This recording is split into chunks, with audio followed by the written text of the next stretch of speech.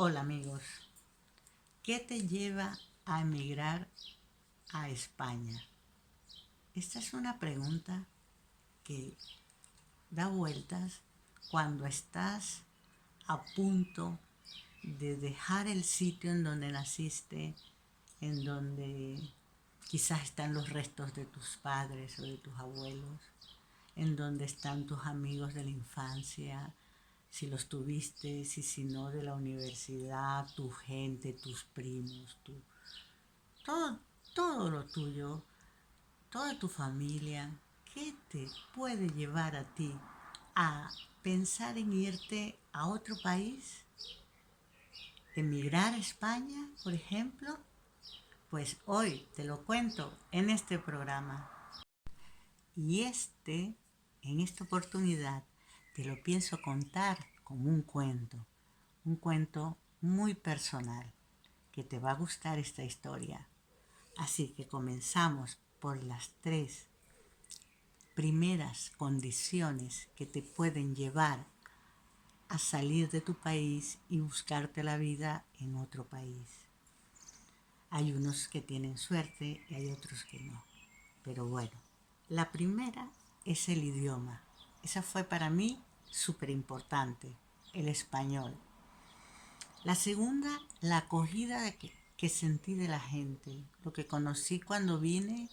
Vine 3 veces durante un año y en cada vez, una vez en una ciudad, otra en otra, en Alovera, en Guadalajara, en Orense, en Lugo. O sea, vine a varias partes y la verdad que vi una calidad humana que no se ve en todas partes, ¿eh? Y otra cosa que me ayudó fue mi carrera. Al ser fisioterapeuta, aunque había estudiado arquitectura anteriormente, y al ser fisioterapeuta y acupuntora, encontré la posibilidad de homologar mi título durante esos 3 primeros viajes. Por eso es que estas decisiones tan importantes de cambiar de vida, de cambiar de ciudad, de cambiar de país, es delicada y debe ser no planificada en el sentido, sí como una planificación, pero una planificación subjetiva, porque también te debes dejar llevar por los acontecimientos que vas observando y las señales que te va dando el medio ambiente a través de tu observación, a través de las emociones y o sea, un conjunto la planificación. Y claro, y siempre tener un objetivo claro. Yo desde niña había querido vivir en España y recuerdo ver la ventana de mi habitación allá en Venezuela cuando era niña y decir, ¿cuándo será ese día? Y no fue fácil, pero llegó. Bueno, la historia va de que, bueno, yo nací en 1955, pertenezco a la generación de los baby booms, que fue cuando aquellas familias comenzaron a tener después de la Segunda Guerra Mundial mínimo 4 hijos. Esa generación vivió la llegada del hombre a la luna y cuando mataron a Luther King, las ideas nuevas, la liberación sexual, los derechos humanos, una cantidad de cosas cuando tú eras muy, muy joven, por ahí con 10 15 a 16 años, influían en mi vida muchísimo porque era lo que yo estaba observando del mundo donde estaba entrando a vivir. ¿Mm? Recuerdo haber estudiado en el Calicanto, en Maracay, estado Aragua, Venezuela, un colegio dirigido y dueños de unos españoles. No recuerdo el nombre de la directora, pero recuerdo que cargaba un pie, un tacón más alto que el otro. Y a mí me llamaba muchísimo la atención, nos hacía formación, nos enseñaron. La verdad que fue una experiencia, ahí me saqué la primaria y luego continué hasta el tercer año en el Liceo Agustín Codazzi, otro liceo de calidad en Maracay hasta tercer año, en donde salí, recuerdo, a mi primera protesta. Todos los estudiantes salieron, vamos a protestar, y salieron a la avenida más, la populosa, la avenida Bolívar de Maracay, en donde nos cayeron a bombas lacrimógenas. Fue una experiencia a los 14 años increíble, ¿no?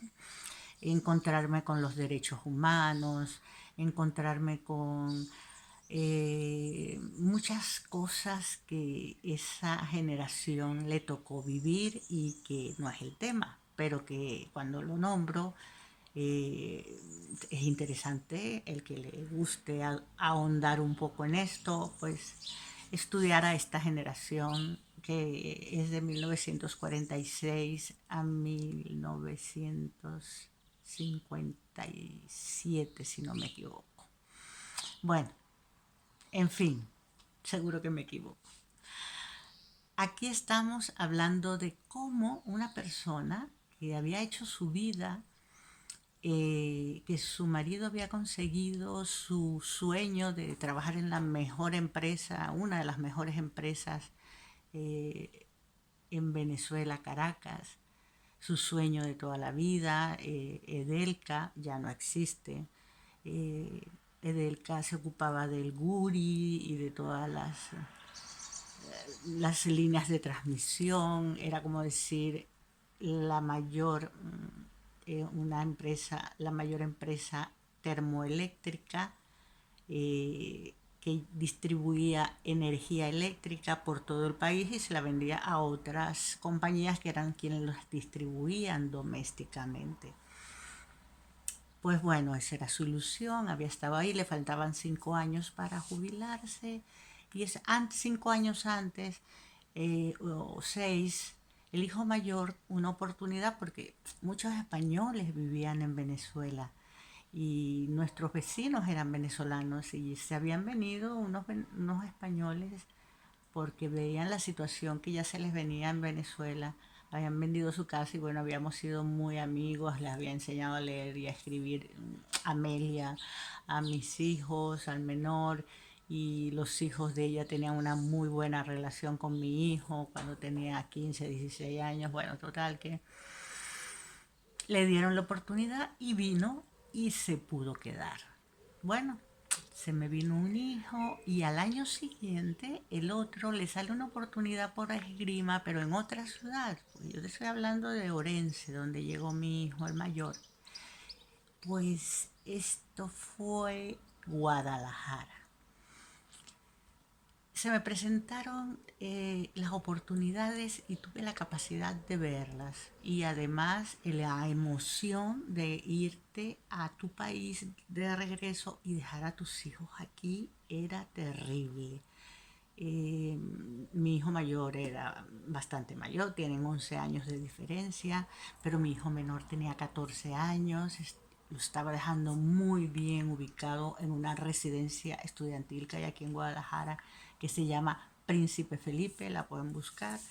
Y allí se quedó él con su entrenador de esgrima, colegio, todos solucionados, estudiaron las sanas, pero su mamá estaba en Venezuela. ¿Y cómo se venía? Pues yo en esos 3 viajes me traje mis papeles, lo pensé, me conecté con la energía de aquí de España, intenté meterme en lo que era vivir aquí. En menos de un año me salió la homologación de mi título. Puse avisos y me salió un trabajo en Lugo, que no era una ciudad. Era cerca de mi hijo mayor y lejos, a 6 horas de mi hijo menor, pero estaba en el mismo país. Y eso no podía ser. Y llamo a mi marido, que le faltaban 5 años para jubilarse, y le digo, conseguí trabajo. Y él me contesta, si no trabajas allí, se va a tener que devolver el menor, porque hay una inflación y se veía venir todo esto que está pasando en Venezuela. ¿te atreves? Y yo le dije, oye, yo lo voy a hacer y a ver qué pasa. Y así comencé con una maleta aquí en España a trabajar de fisioterapeuta, increíble, de mi profesión. Eh, Tuve muchísima suerte con la gente que me conseguí, sería, o todos los españoles. Bueno, la verdad yo no tengo quejas alguna. Y al año y medio, algo así, me trasladé a la ciudad donde vivía mi hijo menor, porque yo sentía que, oye, 14, 15 años era muy poco para dejarlo solo, no sé.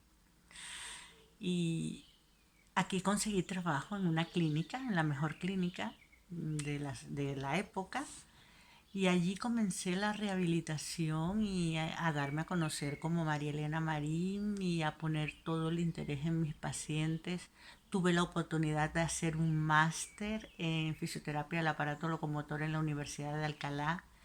Eso me llevó a tener un mayor nivel con respecto a mis terapias. Me decidí poner una consulta privada que duró 7 años, la acabo de cerrar, y me ha tocado trabajar con empresas de prevención de riesgos, y la verdad que he tenido una vida profesional espectacular aquí en España, y no tengo quejas realmente, para nada. Finalmente, y después de que pasaron los 5 años, mi marido vino como 3, 4 veces al año, venía durante esos 5 años, lo que le permitía el dinero. Se jubiló, se vino y hicimos nuestra familia aquí. Luego tuvimos, bueno, lo que está pasando en Venezuela es horrible, no les pagan las jubilaciones a los que están en el extranjero. Pues ha trabajado, después de ser geógrafo, pues ha trabajado aquí de lo que le sale. Tengo experiencia de que no son muy buenos los trabajos, pero bueno, ha trabajado teniendo papeles y todo. Pero ese no es el tema.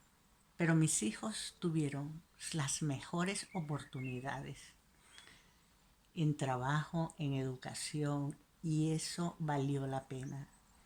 Valió la pena toda la soledad que se vive, valió la pena toda la distancia que se puso entre mi familia y la mía, aunque vendrían de vez en cuando, pero valió la pena, valió la pena. Por eso, si tienes una muy buena razón, si tienes realmente en tu corazón la emoción de enfrentarte a una aventura positivamente como esa, tan grande de cambio de vida, no dudes en hacerlo por mucho que te digan que no. Pon tu mente en el objetivo y no en el recorrido. El camino siempre va a ser sinuoso, habrá momentos buenos y malos. El primer año siempre es el peor, pero luego, si sigues firme en tu decisión, lo logras. Te lo digo yo de experiencia. Continuará.